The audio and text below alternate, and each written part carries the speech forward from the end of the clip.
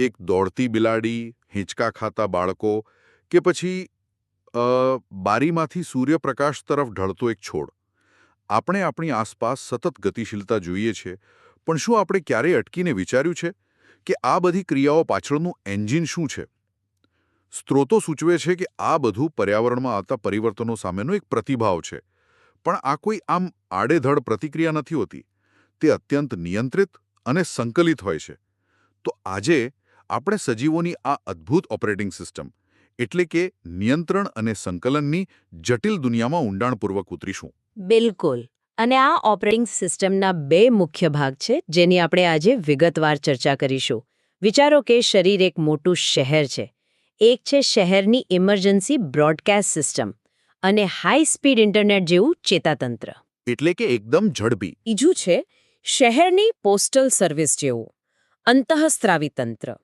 ધીમું પણ દરેક ઘર સુધી પહોંચે છે અને લાંબા સમય સુધી ટકી રહે તેવી અસરો છોડી જાય છે. આજે આપણે આ બંને સિસ્ટમ કેવી રીતે કામ કરે છે અને એકબીજા સાથે મળીને જીવનને શક્ય બનાવે છે તે સમજીશું. વાહ, આ સરખામણી તો જોરદાર છે. ચાલો ત્યારે શહેરની હાઈસ્પીડ ઇન્ટરનેટ સિસ્ટમ એટલે કે ચેતાતંત્રથી શરૂઆત કરીએ. ધારો કે કોઈ ગરમ વસ્તુને અજાણતા સ્પર્શ થઈ જાય. લગભગ તરત જ વિચાર્યા પહેલા જ હાથ પાછો ખેંચાઈ જાય છે. આટલું ફાસ્ટ? આ બધું થાય છે કેવી રીતે?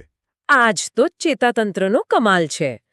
જુઓ, એની શરૂઆત થાય છે સંવેદનાગ્રાહી એકમોથી, જે આપણી જ્ઞાનેન્દ્રિયો જેમ કે ત્વચા, આંખ, નાક, જીભમાં આવેલા ખાસ કોષો છે. અચ્છા.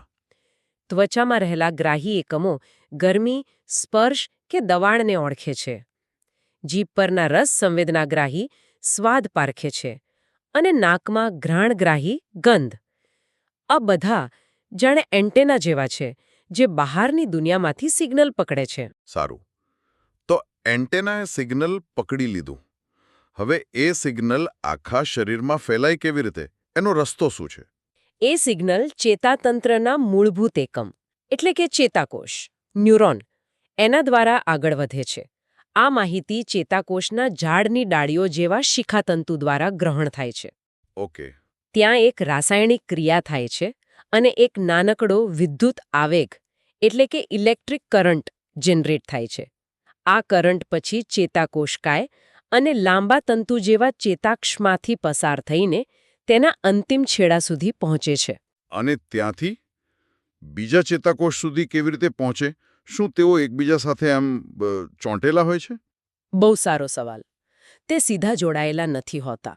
બે ચેતાકોષો વચ્ચે એક નાનકડી ખીણ જેવી જગ્યા હોય છે જેને ચેતોપાગમ કહેવાય છે. સિનાપ્સ. ચેતોપાગમ. બરાબર. હા. જ્યારે વિદ્યુત આવેગ એક ચેતાકોષના છેડે પહોંચે છે ત્યારે તે કેટલાક રસાયણો મુક્ત કરે છે. આ રસાયણો એ ખીણને તરીને પાર કરે છે અને સામેના ચેતાકોષના શિખાતંતુ પર પહોંચીને ત્યાં નવો વિદ્યુત આવેગ શરૂ કરે છે. અચ્છા. આ એક રિલે રેસ જેવું છે જ્યાં ઇલેક્ટ્રિકલ સિગ્નલ કેમિકલ સિગ્નલમાં ફેરવાય છે અને પછી પાછો ઇલેક્ટ્રિકલ બની જાય છે.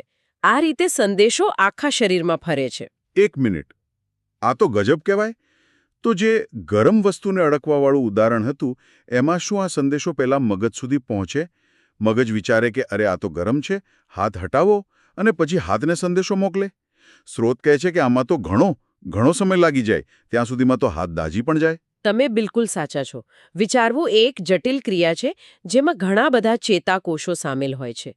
આવી કટોકટીની પરિસ્થિતિઓ માટે શરીરમાં એક બાયપાસ કે શોર્ટકટ રસ્તો છે જેને પરાવર્તી ક્રિયા એટલે કે રિફ્લેક્સ એક્શન કહે છે. પરાવર્તી ક્રિયા? હા. આમાં મગજની વિચાર પ્રક્રિયાને બાયપાસ કરી દેવામાં આવે છે. તો એનો અર્થ એ થયો કે મારો હાથ ગરમ વસ્તુ પરથી હટાવવાનો નિર્ણય મારું મગજ નથી લેતું પણ કોઈ બીજું લે છે. એ તો જાણે કે શરીરમાં એક ઓટો પાયલટ સિસ્ટમ હોય એવું થયું. બરાબર. ઓટો પાયલટ એટલે આપણી કરોડરજ્જુ. Spinal cord. પરાવર્તી ક્રિયામાં ત્વચામાંથી આવતી સંવેદી ચેતા મગજ સુધી જવાને બદલે સીધી જ કરોડરજ્જુમાં ચાલક ચેતા સાથે જોડાઈ જાય છે. ઓહ. અને એ ચાલક ચેતા સ્નાયુઓને તરત જ સંકોચાવવાનો આદેશ આપે છે. સંવેદી ચેતાથી કરોડરજ્જુ અને ત્યાંથી ચાલક ચેતા સુધીના શોર્ટકટ માર્ગને પરાવર્તી કમાન કહે છે. પરાવર્તી કમાન રિફ્લેક્સ આર્ક. એકદમ. આથી ક્રિયા તરત જ થઈ જાય છે. મગજને આ ઘટનાની જાણ તો થાય છે, પણ ક્રિયા થઈ ગયા પછી, શરીરનો બચાવ પહેલા, વિચાર પછી. તો શું કરોડરજ્જુનું કામ માત્ર આવા શોર્ટકટ પૂરા પાડવાનું છે કે પછી તે શહેરના મુખ્ય કંટ્રોલ ટાવર એટલે કે મગજ સાથે પણ જોડાયેલું છે? ના, ચોક્કસ જોડાયેલું છે. કરોડરજ્જુ અને મગજ બંને મળીને મધ્યસ્થ ચેતાતંત્ર એટલે કે સેન્ટ્રલ નર્વસ સિસ્ટમ બનાવે છે. કરોડરજ્જુ એક વ્યસ્ત હાઈવે જેવી છે, જે શરીરના જુદા જુદા ભાગોમાંથી માહિતી મગજ સુધી પહોંચાડે છે અને મગજમાંથી આવતા આદેશોને પાછા અંગો સુધી લઈ જાય છે. પણ અંતિમ નિર્ણય લેનાર, વિચારનાર અને મુખ્ય સંકલન કરનાર તો મગજ જ છે. તો પછી મગજ એક આખું યુનિટ નથી, પણ એમાં અલગ અલગ ડિપાર્ટમેન્ટ્સ હશે, ખરું ને? જેમ કે કોઈક ભાગ વિચારવાનું કામ કરતો હશે, કોઈક શ્વાસ લેવા જેવી ઓટોમેટિક વસ્તુઓ સંભાળતો હશે. એકદમ સાચું. મગજના મુખ્યત્વે 3 ભાગ છે અને દરેકના પોતાના ખાસ કાર્યો છે. પહેલો અને સૌથી મોટો ભાગ છે અગ્રમગજ, ફોરબ્રેન. અગ્રમગજ. હા, આ મગજનો સીઈઓ છે, મુખ્ય વિચારવાવાળો ભાગ. આપણે જે કંઈ પણ વિચારીએ છીએ, યાદ રાખીએ છીએ કે યોજનાઓ બનાવીએ છીએ, તે બધું અહીં થાય છે. સાંભળવું, સૂંઘવું, જોવું, આ બધી સંવેદનાઓ માટેના વિશિષ્ટ વિસ્તારો પણ અહીં જ હોય છે. અને આપણી બધી ઐચ્છિક ક્રિયાઓ જેમ કે બોલવું, લખવું, ચાલવું, એનું નિયંત્રણ પણ અગ્રમગજ જ કરે છે. ભૂખ લાગે છે એની જાણ પણ આ જ ભાગ કરાવે છે. અને બીજા ભાગો, જે અનૈચ્છિક એટલે કે ઓટોમેટિક ક્રિયાઓનું શું? એ આમ મઘલમ મગજ અને પશ્ચ મગજ સંભાળે છે. આ બંને ભાગો મોટા ભાગે એવી અનૈચ્છિક ક્રિયાઓનું નિયંત્રણ કરે છે જેના પર આપણું ધ્યાન નથી હોતું. જેમ કે પશ્ચ મગજમાં આવેલો લંબમજ્જા, મેડ્યુલા, એ લોહીનું દબાણ, લાળરસનું ઝરવું, ઉલટી થવી જેવી જીવન જરૂરી ક્રિયાઓનું નિયમન કરે છે. ઓકે. પણ પશ્ચ મગજનો એક બીજો ભાગ છે જે ખૂબ જ રસપ્રદ છે, અનુમસ્તિષ્ક, સેરેબેલમ. અનુમસ્તિષ્ક, એનું શું ખાસ કામ છે? અનુમસ્તિષ્ક શરીરનું પ્રિસિઝન એન્જિનિયર છે. તે ઐચ્છિક ક્રિયાઓની ચોકસાઈ અને શરીરનું સંતુલન જાળવવા માટે જવાબદાર છે.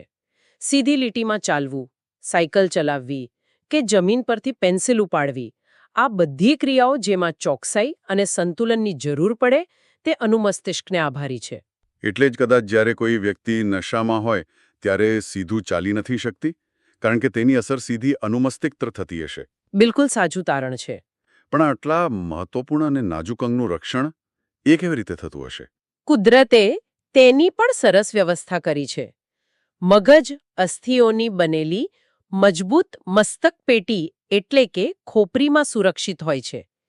એટલું જ નહીં, ખોપરીની અંદર મગજ પ્રવાહીથી ભરેલા ફુગ્ગા જેવી રચનામાં તરતું હોય છે. અચ્છા. આ પ્રવાહી, જેને મસ્તિષ્ક મેરુજળ કહે છે, તે આંચકા શોષી લે છે અને મગજને ઈજાથી બચાવે છે. તેવી જ રીતે કરોડરજ્જુનું રક્ષણ મણકાઓનો બનેલો કરોડસ્તંભ કરે છે. અદ્ભુત. તો આપણે જોયું કે પ્રાણીઓ પાસે સંદેશા વ્યવહાર માટે આટલું ઝડપી અને જટિલ ઇલેક્ટ્રિકલ નેટવર્ક છે. પણ હવે સવાલ એ થાય કે જે સજીવો પાસે મગજ કે ચેતાતંત્ર જેવું કંઈ જ નથી, એ શું કરે? વનસ્પતિઓ તો હજારો વર્ષોથી ટકી રહી છે. એમની પાસે આ પડકારનો શું જવાબ છે? આ બહુ રસપ્રદ મુદ્દો છે. વનસ્પતિઓ પાસે પ્રાણીઓ જેવું ચેતાતંત્ર નથી, પણ એમની પાસે પ્રતિભાવ આપવાની પોતાની આગવી રીત છે. તેમનામાં મુખ્યત્વે 2 પ્રકારના હલનચલન જોવા મળે છે. 2 પ્રકારના? હા, પહેલું છે વૃદ્ધિથી મુક્ત હલનચલન. આનું શ્રેષ્ઠ ઉદાહરણ છે લજામણીનો છોડ. તેને સ્પર્શ કરતા જ તેના પર્ણો બીડાઈ જાય છે. હા, એ તો આપણે સૌએ જોયું છે. પણ ચેતાકોષો અને સ્નાયુઓ વગેરે કેવી રીતે શક્ય બને? વનસ્પતિ વીજ રાસાયણિક સાધનોનો ઉપયોગ કરે છે. સ્પર્શની સંવેદના એક કોષથી બીજા કોષ સુધી પ્રસારિત થાય છે. પણ પ્રતિભાવ આપવા માટે સ્નાયુઓને બદલે તે પાણીના દબાણનો ઉપયોગ કરે છે. પાણીનું દબાણ? હા, કોષો પાણી ગુમાવીને સંકોચાય છે અથવા પાણી મેળવીને ફૂલે છે. લજામણીના કિસ્સામાં પર્ણના આધાર પાસેના કોષોમાંથી પાણી ઝડપથી દૂર થઈ જાય છે, જેનાથી તે કોષો સંકોચાય છે અને પર્ણો નીચેની તરફ વળી જાય છે, એટલે કે બીડાઈ જાય છે. એટલે કે એક પ્રકારની હાઇડ્રોલિક સિસ્ટમ થઈ. બરાબર, એકદમ હાઇડ્રોલિક સિસ્ટમ જેવું. અને બીજું હલનચલન કયું છે? બીજો પ્રકાર છે વૃદ્ધિ આધારિત હલનચલન. આ ધીમું અને દિશાસૂચક હોય છે, જેને આનું વર્તન એટલે કે ટ્રોપિઝમ કહે છે. આમાં વનસ્પતિ કોઈ ચોક્કસ ઉત્તેજનાની દિશામાં કે તેની વિરુદ્ધ દિશામાં વૃદ્ધિ પામે છે. જેમ કે પ્રકાશાવર્તન એટલે કે પ્રકાશ તરફની ગતિ. છોડનું પ્રકાંડ હંમેશા પ્રકાશ તરફ વળે છે, જ્યારે મૂળ પ્રકાશથી દૂર અંધારામાં નીચે તરફ જાય છે. સાચી વાત છે. તેવી જ રીતે ભૂઆવર્તન એટલે ગુરુત્વાકર્ષણ પ્રત્યેનો પ્રતિભાવ. મૂળ હંમેશા ગુરુત્વાકર્ષણની દિશામાં એટલે કે નીચેની તરફ વૃદ્ધિ પામે છે, જ્યારે પ્રકાંડ તેની વિરુદ્ધ ઉપરની તરફ. આ ઉપરાંત જલાનું વર્તન અને રસાયણાનું વર્તન પણ જોવા મળે છે. પણ આ વૃદ્ધિ કોઈ ચોક્કસ દિશામાં જ કેમ થાય છે? તેની પાછળનું નિયંત્રણ કોણ કરે છે? અહીંથી જ કદાચ આપણી ચર્ચા પોસ્ટલ સર્વિસ તરફ જઈ રહી છે, ખરું ને? બિલકુલ. આ બધું નિયંત્રણ વનસ્પતિ અંતઃસ્ત્રાવો એટલે કે પ્લાન્ટ હોર્મોન્સ દ્વારા થાય છે. આ એવા રાસાયણિક સંદેશાવાહકો છે જે ખૂબ ઓછી માત્રામાં ઉત્પન્ન થાય છે, પણ વૃદ્ધિ અને વિકાસ પર મોટી અસર કરે છે. ઓકે. એમાં મુખ્ય છે વૃદ્ધિ પ્રેરક અંતઃસ્ત્રાવો, જેમ કે ઓક્સિન. આ છોડનો સ્ટ્રેચિંગ કોચ છે. Stretching coach? હા, જે કોષોને લાંબા થવામાં મદદ કરે છે. જ્યારે છોડ પર એક તરફથી પ્રકાશ પડે ત્યારે ઓક્સિન છાયાવાળા ભાગમાં જમા થાય છે અને ત્યાંના કોષોને વધુ ઝડપથી લાંબા કરે છે. પરિણામે છોડ પ્રકાશ તરફ વળી જાય છે. વાહ! અને બીજા કયા વૃદ્ધિ પ્રેરક અંતઃસ્ત્રાવો છે? ઓક્સિન પછી આવે છે જિબ્રેલિન. જો ઓક્સિન કોષોને લાંબા કરે તો જિબ્રેલિન પ્રકાંડની એકંદરે વૃદ્ધિ માટે જવાબદાર છે, જે છોડને ઊંચો બનાવે છે. અને પછી છે સાઇટોકાઇનિન, જે કોષ વિભાજનને ઉત્તેજે છે. કોષ વિભાજન? હા, સમજો કે તે નવા બિલ્ડિંગ બ્લોક્સ બનાવવાનો આદેશ આપે છે, ખાસ કરીને ફળ અને બીજ જેવી જગ્યાએ જ્યાં ઝડપી વૃદ્ધિ જરૂરી હોય. તો શું બધા અંતઃસ્ત્રાવો વૃદ્ધિને ઉત્તેજે છે? કોઈ સ્ટોપ સિગ્નલ પણ હોય છે? હા, ચોક્કસ. એબ્સિસિક એસિડ નામનો અંતઃસ્ત્રાવ એ વૃદ્ધિ અવરોધક છે. તે વૃદ્ધિને અટકાવે છે અને પાનખરમાં પર્ણોના કરમાઈ જવા જેવી ઘટનાઓ માટે જવાબદાર છે. તે છોડ માટે બ્રેક જેવું કામ કરે છે. તો વનસ્પતિઓ પણ આ રાસાયણિક સંદેશાવાહકોનો કેટલી સુંદર રીતે ઉપયોગ કરે છે. શું પ્રાણીઓમાં પણ આવું જ રાસાયણિક સંકલન હોય છે? સ્ત્રોતમાં એક ખિસકોલીનું ઉદાહરણ છે, જે ભયજનક પરિસ્થિતિમાં છે. હા, હવે આપણે પ્રાણીઓના અંતઃસ્ત્રાવી તંત્ર પર આવીએ છીએ. જ્યારે કોઈ ખિસકોલી ભય જુએ છે ત્યારે તેનું ચેતાતંત્ર તરત જ સક્રિય થઈ જાય છે. પણ સાથે સાથે એ ચેતાતંત્ર એડ્રિનલ ગ્રંથિને એક ઇમરજન્સી સંદેશો મોકલે છે. એડ્રિનલ ગ્રંથિ? હા, આ ગ્રંથિ તરત જ એડ્રેનાલિન નામનો અંતઃસ્ત્રાવ સીધો લોહીમાં ભેળવી દે છે. આ આપણી પોસ્ટલ સર્વિસનો ઇમરજન્સી સ્પીડ પોસ્ટ જેવો વિભાગ છે. અને આ એડ્રેનાલિન શરીરમાં શું ફેરફાર લાવે છે? એડ્રેનાલિન લોહી દ્વારા શરીરના તમામ કોષો સુધી પહોંચે છે અને શરીરને લડવા અથવા ભાગી જવા, ફાઇટ ઓર ફ્લાઇટ, એના માટે તૈયાર કરે છે. હૃદયના ધબકારા વધી જાય છે, શ્વાસ ઝડપી બને છે, જેથી સ્નાયુઓને વધુ ઓક્સિજન મળે. પાચનતંત્ર અને ત્વચા તરફ જતો લોહીનો પ્રવાહ ઓછો થઈ જાય છે. અને સ્નાયુઓ તરફ વધી જાય છે. બરાબર. આ બધું એટલા માટે કે શરીર પોતાની બધી જ ઉર્જા આવનારી કટોકટીનો સામનો કરવા માટે વાપરી શકે. અહીં ચેતાતંત્ર અને અંતઃસ્રાવી તંત્ર એકબીજા સાથે મળીને કામ કરતા જોવા મળે છે. એડ્રિનાલિન સિવાય આપણા શરીરમાં બીજા કયા મહત્વના રાસાયણિક સંદેશાવાહકો છે? આપણું અંતઃસ્રાવી તંત્ર ઘણા મહત્વના અંતઃસ્ત્રાવો બનાવે છે, જેમ કે ગળામાં આવેલી થાઇરોઇડ ગ્રંથિ થાઇરોક્સિન બનાવે છે. આ શરીરનો એન્જિન મેનેજર છે, જે નક્કી કરે છે કે શરીર ખોરાકમાંથી મળતી ઊર્જાને કેટલી ઝડપથી વાપરશે. ઓકે. તેના નિર્માણ માટે આયોડિન ખૂબ જરૂરી છે. જો આહારમાં આયોડિનની ઉણપ હોય તો ગોઈટર રોગ થઈ શકે છે, જેમાં ગળું ફૂલી જાય છે. અને શરીરની વૃદ્ધિનું નિયમન કોણ કરે છે? એ કામ મગજમાં આવેલી પિટ્યુટરી ગ્રંથિમાંથી સ્રવતો વૃદ્ધિ અંતઃસ્ત્રાવ એટલે કે GH કરે છે. તે શરીરની વૃદ્ધિ અને વિકાસનું નિયંત્રણ કરે છે. જો બાળપણમાં તેની ઉણપ સર્જાય તો વ્યક્તિની ઊંચાઈ ઓછી રહી જાય છે, જેને વામનતા કહે છે. અને ડાયાબિટીસ વિશે આપણે ઘણું સાંભળીએ છીએ. તેનો કયા અંતઃસ્ત્રાવ સાથે સંબંધ છે? તેનો સંબંધ ઇન્સ્યુલિન સાથે છે, જે સ્વાદુપિંડ દ્વારા ઉત્પન્ન થાય છે. ઇન્સ્યુલિન લોહીમાં શર્કરા એટલે કે ખાંડનું સ્તર નિયંત્રિત કરે છે. બરાબર. જ્યારે આ અંતઃસ્રાવ પૂરતા પ્રમાણમાં ન બને ત્યારે લોહીમાં શર્કરાનું સ્તર વધી જાય છે અને એ સ્થિતિને મધુપ્રમેહ કે ડાયાબિટીસ કહે છે. આ ઉપરાંત ટેસ્ટોસ્ટેરોન નરમાં અને ઇસ્ટ્રોજન માદામાં એવા જાતીય અંતઃસ્રાવો પણ છે જે તરુણાવસ્થાના ફેરફારો માટે જવાબદાર છે. આ બધું જબરજસ્ત રીતે ગોઠવાયેલું છે. પણ શરીરને કેવી રીતે ખબર પડે છે કે ક્યારે અને કેટલો અંતઃસ્રાવ મુક્ત કરવો છે? શું કોઈ સુપરવાઇઝર છે જે આ બધું જોતું હોય?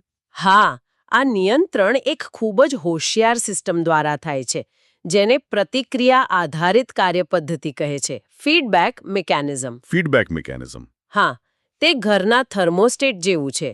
ઉદાહરણ તરીકે, જ્યારે લોહીમાં શર્કરાનું સ્તર વધે ત્યારે સ્વાદુપિંડના કોષો તેની જાણકારી મેળવીને વધુ ઇન્સ્યુલિનનો સ્ત્રાવ કરે છે. ઇન્સ્યુલિન શર્કરાને કોષોમાં પહોંચાડીને લોહીમાં તેનું સ્તર ઘટાડે છે. અને જેવું લેવલ નોર્મલ થાય કંટ્રોલર જેવું કામ કરે છે, જે પિટ્યુટરી ગ્રંથિ દ્વારા અન્ય ઘણી ગ્રંથિઓના સ્ત્રાવનું નિયમન કરે છે. તો આ બધી ચર્ચાને અંતે આપણે શું કહી શકીએ? આપણે બે અદ્ભુત રીતે સંકલિત પ્રણાલીઓ જોઈ. પ્રાણીઓમાં તાત્કાલિક પ્રતિભાવો માટે એક હાઈસ્પીડ ઇલેક્ટ્રિકલ નેટવર્ક એટલે કે ચેતાતંત્ર, અને બીજી તરફ વનસ્પતિ અને પ્રાણીઓ બંનેમાં વૃદ્ધિ, વિકાસ અને તણાવ જેવી લાંબા ગાળાની પ્રક્રિયાઓ માટે ધીમું પણ વ્યાપક રાસાયણિક તંત્ર. અહીં સૌથી આકર્ષક બાબત એ છે કે આ બંને પ્રણાલીઓ એટલે કે શહેરની ઇન્ટરનેટ અને પોસ્ટલ સર્વિસ અલગ અલગ રહીને નહીં પણ એકબીજા સાથે મળીને કામ કરે છે. બરાબર. ચેતાતંત્ર અંતઃસ્ત્રાવી તંત્રને ઉત્તેજિત કરી શકે છે, જેમ આપણે એડ્રીનલિનના કિસ્સામાં જોયું. તે એકબીજાના પૂરક છે. એક ઝડપ માટે છે તો બીજું વ્યાપક અને લાંબા ગાળાની અસર માટે. સ્ત્રોતો સ્પષ્ટપણે સમજાવે છે કે આ તંત્રો શરીરમાં એક નાજુક સંતુલન કેવી રીતે જાળવી રાખે છે, અને તે જ આપણને એક વિચારવા જેવી વાત પર લાવીને મૂકે છે. આજના સતત ડિજિટલ ઉત્તેજના, પ્રોસેસ્ડ ફૂડ અને બદલાતી જીવનશૈલીના યુગમાં આપણે કુદરતની આ સદીઓ જૂની અત્યંત ચોકસાઈપૂર્વક ગોઠવાયેલી નિયંત્રણ પ્રણાલીઓને કેવા પડકારો આપી રહ્યા છીએ? આપણા ચેતાતંત્ર અને અંતઃસ્રાવી તંત્રના આ નાજુક સંતુલન પર તેની લાંબા ગાળાની અસરો શું હોઈ શકે?